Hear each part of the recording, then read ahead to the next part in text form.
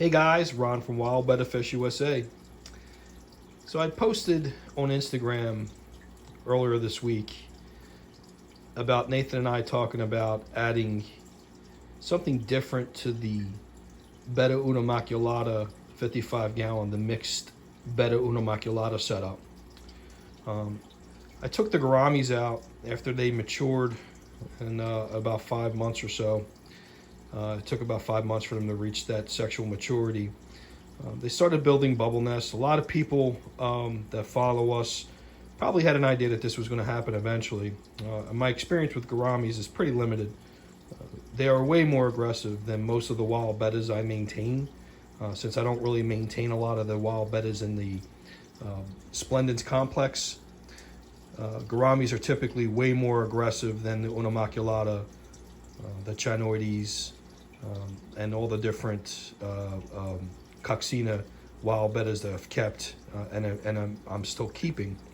So once those flame gouramis actually got to the point of sexual maturity, they started building bubble nests, basically quartering off the tank, becoming very aggressive, fighting amongst each other most of the time, and just overall just lowering the morale in the setup.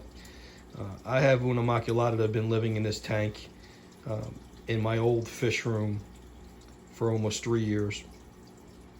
From the Milok to the Patati that are in here and the Palafina that are in here. Very little aggression towards one another. Sparring, flashing, but very little contact. So I was trying to think of another option to do something different with this tank. And I wanted to try to do a species that is not the norm to keep with fish, let alone wild bettas. And I came up with the idea of maintaining pink-bellied side neck turtles. I'm going to try to bring in 2 to 3 hatchlings or maybe 2 to 3 well-started juveniles. And we're going to set them up in this tank with the wild bettas. And basically see how we do. My opinion is that they'll do pretty well, considering the fact that they'll be pretty small to begin with, somewhere between 2 inches and less.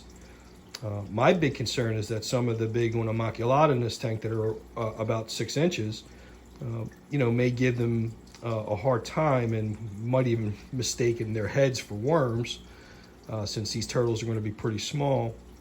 But we're going to see. We're going to give it a shot. With the coronavirus going on, my work schedule has been, unfortunately, it's been pretty light.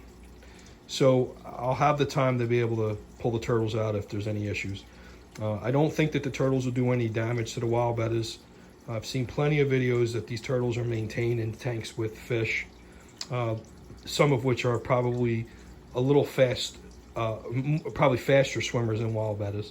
But still, fish alone, and the turtles, pretty much leave them alone. As long as the turtles are well fed, I don't really see a problem until they reach adult stage. At that point, they would outgrow the 55 to begin with, and we would be moving them on. But while they're juveniles, we're going to combine them with the unimaculata that are in this tank. And I'm going to show you what I did, a little customization to the glass top, so I don't lose my glass tops, but I'll still be able to get UVA and UVB lighting along with a heat light source. So what I did was I actually cut the glass panel down here. Now the ZooMed reptile fixture that I'm going to use is about 11 inches. So this hole is about 10 inches. So we're going to have some overlay on the sides here. So where the actual ZooMed dual lighting fixture will fit right over this slot. And then I made some expandable foam floats, and I put them in strategic places. I even basically cut holes in the center, and I'll put my Eheim aqua balls just to try a little something different with the water.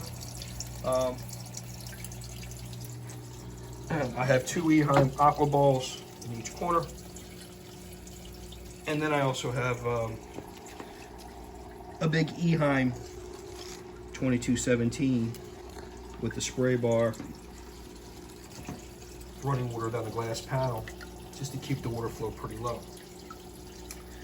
I added some more driftwood, some of which is just slightly below the water surface so the turtles can actually bask without coming out of the water completely. And then, like I mentioned before, they can bask totally.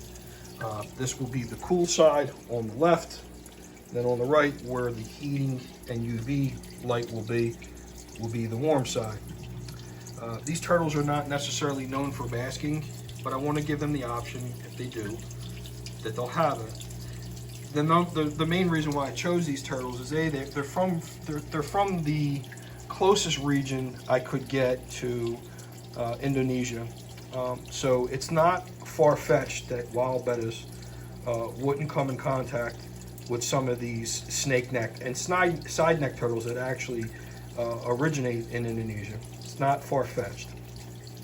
But I've seen these turtles living with semi-aggressive cichlids and even platies. And I figured, hey, why not give it a shot with the wild bettas? This tank currently houses about 7 to 10 full-grown adult unimaculata with a handful of different juvenile petati and tuta from some of my past spawnings. So this tank is actually acted as a grow-out tank for some of my smaller but yet capable unimaculata juveniles. We have lots of pothos in this tank, exposed driftwood, so a lot of places where the turtles can hide and eventually crawl out and normally bask if they choose to do that. Java fern, and then on the other side more of the same, pothos, Java moss, and Java fern. The substrate is Seachem's Eco Complete in the dark substrate. Love it, great plant substrate, but I don't use it for that reason in this tank. I had bags of it, so when I set this tank up, it was my choice. I normally would go with playbox sand, and it probably would be a great option for the turtles, but this is what I set this tank up in the beginning with, and we're going to go with that. So, like I mentioned before, I cut the slot out here for the lighting, and then I may even consider later on down the line adding a dark blue purplish lamp. The lamps that the ZoomEd makes, that's for moonlight, just to give it a moonlight option. I think that'd be pretty cool for the wild bettas to actually see them. But what I've been trying to do from the very beginning here is I'm trying to show the versatility of wild bettas. They're not your ideal community fish, I get that. But there are scenarios where wild bettas are a good mix. Large danios, white cloud mountain minnows, rasboras, loaches, some gourami species, like some of the more dwarf gourami species that are not known for being overly aggressive. And in this instance, sorry my stuttering, but in this case, I think there'll be a good option to basically pair up with the properly chosen turtle that's not known for being, especially as a juvenile, a fish eater. As they become adults, I'm sure their appetite and palate changes, and at that point they'll outgrow to 55, so we'll pull them out and set them up in something different. But I will tell you that I haven't had a turtle since I was a little boy, and I'm currently 48 years old. It's been a long time since I maintained a turtle, and I've been chomping at the bit to try to find a way to mix them into this tank. So stay tuned for more. I ordered the lights. They should be coming pretty soon from Amazon. Once I get the lights, I'll shoot a quick little video showing you the light setup, and then we're currently looking to find a source for the pink-bellied side necks. If you know any that you could recommend, leave a comment, please, down below, and let me know who you think I should reach out to get the proper turtles. So this is Ron from Wild Betta Fish USA. Mixed species unimaculata setup. Looks like it's going to be getting some reptiles also. Thanks, guys. Stay tuned for more.